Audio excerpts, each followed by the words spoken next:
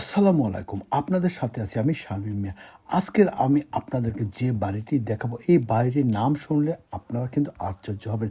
লন্ডনের লন্ডনের অত্যন্ত রিচ এলাকা, যাকে বার্নেট বলা হয়।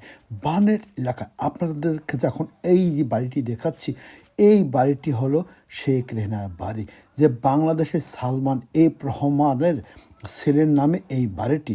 অর্থাৎ এই যে বাড়িটি সাদাওয়ালা যে পার্ক করা যে বাড়িটি দেখতে পাচ্ছেন, এইটি কিন্তু শেখ রেহানার বাড়ি। দেখেন আপনার এই সেমি ডিটেলস বাড়ি।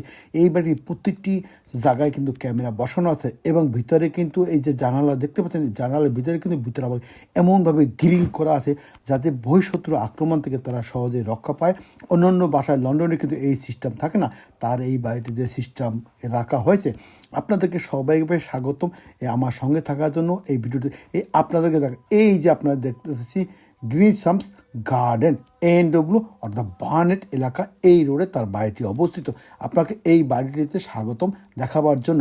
কিন্তু আমি কিন্তু কাউকে হেয় প্রতিপন্ন করার জন্য আপনাদের সামনে এই ভিডিওটি প্রকাশ করিনি।